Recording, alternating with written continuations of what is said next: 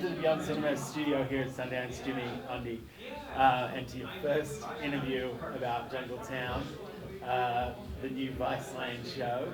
When are we aiming for? When is public allowed to see this? When's it going to air? March 28th. March 28th. Okay, cool. And then, Jimmy, I just wanted to kind of take us to the beginning a little bit. What does Kaliyala mean? And when were you down there for the first time and had this kind of epiphany or vision that you wanted to do something? Sure. So Kaluyala is actually from the Kuna language, the indigenous people who fought for their independence in 1925. And Kalu means house of the spirit, sacred place, or where the soul of something is born. And then Yala means land. So we were just thinking that it wasn't really appropriate to have a town that was named in English or Spanish, so to speak. And so we looked to these people who have their own food systems that support them on the 365 islands they occupy, kind of as role models for their independence and for the way they manage communal resources. So that's where the name came from. What was the first time you went to Panama? And did you have the vision before you went to Panama and were looking for the place? It kind of all snapped into place over time. Like when I was 12, I was living in a suburb and I thought it was great. And then I saw the movie Little Rascals and the movie The Sandlot. And I thought, where the hell are all these other kids? And I realized that the suburbs don't produce situations where there's a ton of kids living close to each other. And I thought, well, this is nonsense. As a 12-year-old, why am I getting a crappier version of the world even though it was 1987 or whatever it was? How's the world gotten worse instead of better in this regard? And then as I got into the real estate industry, I saw the industry was really that same 12-year-old experience, that emotion I had was represented by the socioeconomic segregation of real estate products, where we put people who live in this price home over here and this price home over there.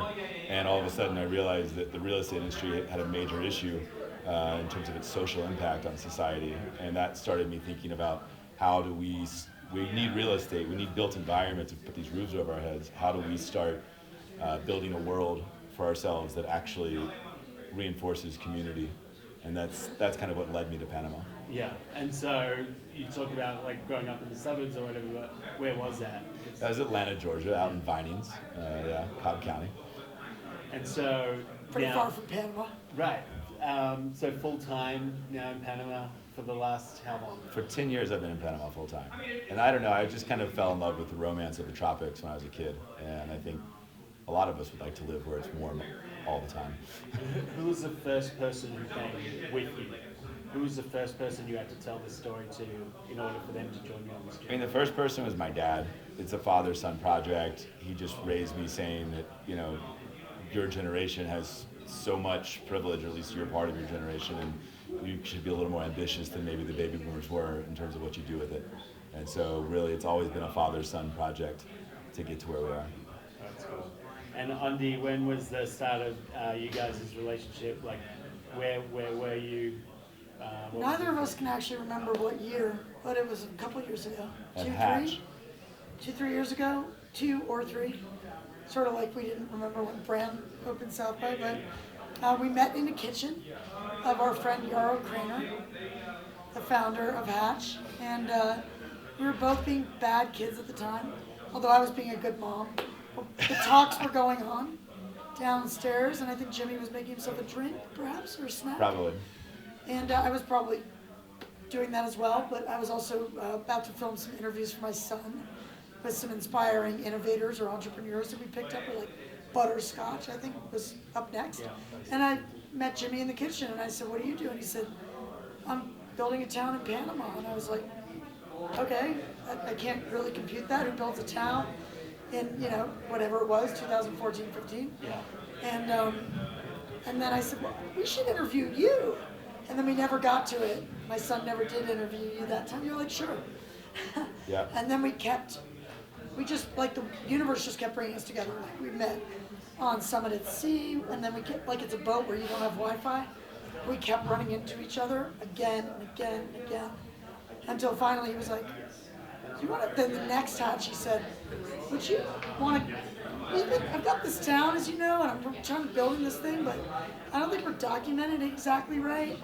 But I thought in my head they'd been filming it all, and that they just needed data organization.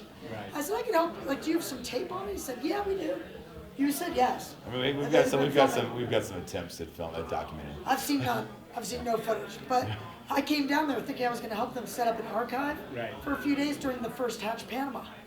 Yeah. And I got down there and I just was blown away by the place, its intentions, the magic there. I don't know. It was like stepping into another world, but with people that are kind of our future. I noticed a bunch of young people there who are facing climate change and are trying to find a new way to live, and it just felt like really important to me. And I couldn't believe that no one was documenting it, and then in fact there was no documentation to organize. So I just started filming, like right away. And then I was like, how are we gonna fund a film over 7 to 10 years? Let's sell it to a TV network. And my rep said, that's impossible because they're gonna own it all. And though they do own it all, they've given us Viceland, this great new network that was forming, ironically, at the exact same time that I was in Panama. So it was launching February, and I was in Panama February of last year, shooting the first stuff, and came back and they said, sure, you can make a feature doc, and we'll take a TV series for now. And was Spike, because obviously Spike Jonze is kind of the figurehead of that network. Yeah, he's great. Was he part of that process? Yeah, he grilled me for an hour. Yeah. It's pretty funny. So I shot some stuff in February, put together a 2-minute sizzle. This is good for you filmmakers out there. This is kind of how you go about getting funding right away. Start rolling. I put we rolled whatever we could in a day and a half or something, 2 days. Put together this, not really any characters yet, just a vibe, right? 2.5-minute thing. I just went directly to networks through my connections and walked into Viceland, I don't even remember how, and showed them that, and they were then convinced to send me back to cover development costs for me to go back and get an 8-minute piece together about the characters, except that they didn't deliver paperwork fast enough, so I just booked the tickets, because Jimmy also is a very hard man to get in touch with until you become a priority, which I am now, thankfully. But it was like hell to get in touch with Jimmy. So I thought, I'm never going to get this done unless I just go back down there. So I booked tickets. I was like, how about now? And he answered me, he's like, now's good. So I just booked tickets for me and a few other people to go down. And I just told Viceland, we're just going to do it ourselves. I'm just going to pay for it. I can't wait anymore. Bam, paperwork the next morning. But the day we were leaving, signed the paperwork, went and left, and came back, and we shot 2.5 terabytes in 3 days. It was insane. Yeah. And we left there with a bunch of characters, 13 we did, came back and we cut 80 minutes of footage. 80 minutes of edited footage in about a week and a half, and gave it to them and said, we're turning it in a week early. You're supposed to turn it in by August 1st. We turned it in July 21st. We said, we're turning it in a week early, and it's 10 times longer than you wanted. But if you could just watch it right away, we need an answer within 7 days. Sorry. She was moving real quick. Because we realized there was a lot of infrastructure to build. There was no closed building in the jungle. And we would never it was the rainy season, and we would never be able to safeguard our equipment, 12 cameras, 15 cameras, and the stuff, right? Yeah. Plus there was no power. Yeah. So we had to install $60,000 of solar power even to get going. So we got an answer literally 1 week later. They said, Spike would like to talk to you. And it was an hour-long phone call. He asked me a bunch of questions. And at the end, he said, I'd like you to talk to the head of production on Monday. I think your edit schedule's not long enough, which he was right. Totally right. I told him that he was right. And I'd like you to work on some numbers with him. And I said, can I humbly ask you, does that mean we have a green light? And he laughed and he said, yes, you have a green light. I was like, because I need to call a bunch of people and convince them to move to Panama in 2 weeks. So if I could just get the answer now. And why is a series the right format for this as opposed to a feature doc? Oh, because it's so immediate. It's so on time. This thing is when Trump was elected, we were in the jungle. It was the first day they ever got Wi-Fi there.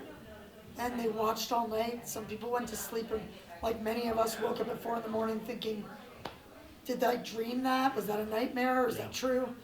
They were crying in town square. Esteban, who's the dean of the institute, gave this unbelievable talk, and people went through the stages of grief. I mean, John Shamarko, who's the, runs the Sustainable Agriculture Program, was beyond livid and just furious and just grief-ridden, and they ended up arriving at, like all those phases. We were there documenting 80 interns who are, 18 to 25 years old, and we're deep in their hearts and minds, like in a moment when their country, which is now many, many miles away, has just had this turn that some of them didn't vote because they just thought, we will have Bernie Sanders, and now this crazy nightmare had happened. And just they went through all that, and then they realized, we're going to form a sustainability arm, we're going to form a network, and we're going to fight this when we get back, and we're going to use this time we have here to build, to build a plan. And to document that up close, I mean, it's so good we have a series that can play starting in March, and 10 hours. And so far, the network notes show that the network is like really aligned with us. MTV wanted this show. Like, if I'd gone with MTV, this thing would be a disaster probably. Sorry, Viceland. It would. But that's the interesting thing too, is there's so many places to take content now that if you have a history of creating amazing content, you can identify where you think has the right flavor. Viceland being kind of new to the game, yes, it's an extension of Vice's brand and things like that, but it's new to the game in terms of its branding with A&E and with Spike and kind of developing its first slate. And like Gloria Steinem, I mean, they've got some qualities to Gaycation and We Together. I mean, we're their first serialized, we're the first unfolding story, so it's very challenging. And we are a documentary, so we shot like 1,500 hours of footage over 12 weeks. And then we were like suddenly on this reality TV schedule of post-production. No editing, just real time. That would be Jungle terrifying. vibes. Jungle vibes. That would not hold viewers, to be quite honest. Might become a Spike Lee. Yeah, but just keeping it real and authentic, and real, not reality, but real. Yeah. And creating a new format for that. Yeah. Like there really isn't anything on television that's 100% documentary, but playing out with characters you can follow and relationships you're building, and it is like a dramatic show, but real. Yeah. Like my movies. Yeah. So it's just really hard because I'm trying to keep it as quality as my films, but make it like Spike was right. It's really, really hard. So hardest thing I've ever done. So Ondi was obviously mentioning Donald Trump and the effect that it had on the immediate nature of it and the visceral responses that were garnered from the election. Obviously a real estate guy as well, and took his leadership to in a direction where he now runs a town too. Okay, all right, kinda. So this is, I can imagine that this would be a pretty difficult thing for you to kind of work out, okay, if I'm going to start this place, what am I to this place? Am I a figurehead? Am I a leader? Am I a CEO? Like, how do you, what was that kind of thought process behind what it is you were to this place? I really didn't have any idea that I was going to end up, like right now we always say a line cook at Kalayala is considered a leader at Kalayala, especially with the students. They come and they want to ask everybody, if you're on payroll, they want to understand your values, and they might even ask you about the budget, for the company, even though you're there cooking in the kitchen or something like that, so I didn't realize what we were going to do was going to end up being so much about leadership. I thought it was going to be more about design solutions, about where bad design has gotten society in trouble in terms of how we build places, how that affects society, how it impacts the environment. And I didn't really realize that leadership was going to end up being the core of what we're doing. So it was a little bit of a shock to me, and I guess in retrospect it should be pretty obvious. But in the real estate industry, we finance, we design, we build, we market, and there's not necessarily a figurehead moment to real estate for the most part. The building you live in, you might not know who delivered it, who financed it, or who even designed it. It's just a box you bought. So it was a little bit of something I didn't see coming. And are you relishing it or enjoying it, or is it a bit? I think it's good for me. I think it's been really challenging, and so I think that I wouldn't say I'm relishing it, but I think it's made me a better person, and I think it's made the ideas better. And then how do you handle like the idea is that you're creating a sustainable town, right? A city. Yep. So how do you kind of balance that with knowing that some people are going to come for a certain period of time, and so for them it's not necessarily a vacation experience, but it might be an educational experience or something like that. But for them it's very temporary. Right. So how do you balance that for them? It's all like it's akin to a learning holiday or whatever you want to call it, versus your ultimate objective. I think we all add a lot of value. I think what's cool about like a 3-day stay versus a 3-month stay versus a 3-year stay is the fact that you're coming in with fresh eyes. And so I think what's really important is the diversity of the population. So having that 3-day, 3-month, 3-year citizen means that ideas aren't going to get stale, but at the same time people are going to understand where culture came from and be able to ground those new ideas. Yeah. So in essence, like sometimes when people are building a new construction, there's a demo unit, right? Mm-hmm. And you go Yep. in and Yeah. you experience that, and kind of take it back, and you're like, oh, I like that design idea, and I take it back to where I am currently. Yep. Exactly. So like I think that's what we've got, this real ability to be an engine, a heartbeat, so to speak, pumping blood of these ideas and how to live more sustainably around the world. So it is about Kalu'yala being sustainable, but it's even like in terms of real impact, it's about how can Kalu'yala make the world more sustainable. And I just want to ask a final question in terms of adding this element of on these cameras and storytelling and having it become a public thing. Obviously opens up a whole realm, a whole nother world, right? Mm-hmm. It opens you up to people who come to you tell you they've got one objective but might have a second objective, to be on TV or to become a star or Right. whatever it is, right? And there's always that sense of doubt that everyone's got the right intention Right. anyway when they come to a place, right? So how has having the cameras there, either have you experienced or seen a shift in the way people behave, or like is that also something that you need to kind of monitor and watch and gauge and re-gauge? I think social media, even without Ondi, has already made it to where what we're doing, a lot of people show up for the Instagram photos and don't realize the hard work that comes with those. So that's was already happening in the world of social media that we live in, where everyone's documenting their life to publish it to their friends and other people they want to influence. I think, the real reason I wanted Ondi to be there is because I think our mission it needs to be seen, and there needs to be awareness, and she's the best documentary. My girlfriend, her favorite documentary is Dig, since she was 15. She's 30 now. And so like Ondi Timoner, to have her be the person telling our story, I felt it's not going to be a commercial or an advertisement. It's going to be genuine and contrasted and tell a truth that's accessible to human beings instead of some idolized version of what we're doing. Yeah, so finally, Ondi, you said it's the most difficult thing you've done, but does it also change your sense of purpose as a human? Does it change you from an interloper to someone who's going to stay the course somewhere a little bit different and create a different future? Well, the 2 docs that won Sundance, the Grand Jury Prize, one was made over 7 years, and one was made over 10 years. So I'm a big believer, and they're both in the Museum of Modern Art. I mean, I think that there's a parallel with how long they've been made and the quality that they are.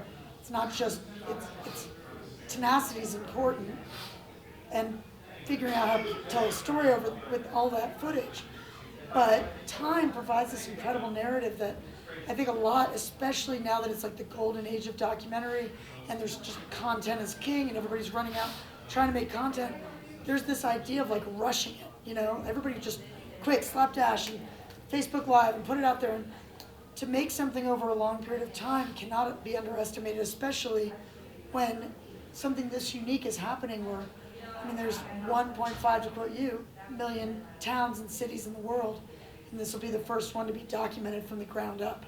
And for it to have this mission of sustainability at a time where truly we all need to think about these things, it just gets you thinking, no matter what. Even if you're not going to move to the jungle in Panama, it's going to make you think about what you're doing with your food when you wash your dinner plates that night, it's gonna make a difference. And, I don't know if you know that I made a film called Cool It in 2010 about climate change. Right. Because I really believed in the solutions. It was based on a book called Kool It, and it's a very controversial book. But it's about a lot of pragmatic solutions to climate change that I felt like people were not focused on due to like that polarizing logjam of the debate around climate change. Nothing was being science still. So it was my attempt to break through that. And I feel like this is so much more powerful than that could ever be. Yep. Because that was a single feature shot in a year. Whereas this is something that will follow all the way through. I know how to do that kind of film. And now, with the support of Viceland, we've already got a base of 1,500 hours of footage, and counting. And hopefully the series will immediately affect people. People will get behind it. People will get behind the mission and understand all of the complexity around it and be intrigued by it. And we'll go a second season, and we'll just keep going, But I think I'm definitely in it for the long haul. Yeah. And that was a decision I kind of made, like I do, in a blink. Yeah. So. Perfect. Yeah. Well, thanks for breaking the ice with us. I forgot my point, and it'll bother me the rest of the day. Okay. This is the first thing that makes sustainability like sexy, fun, accessible, and possible that I've ever seen. And I think that my sister is a rabbi. When she saw the development materials, that's what she said. She looked, she said, "This has the potential to be really powerful because you can see yourself in it." You're like, oh, okay. So, yeah. Awesome. Well, thanks for spending a few minutes with us. Thank you. And we look Thanks so forward much. to it all. Elliot, thanks for your cheers. time.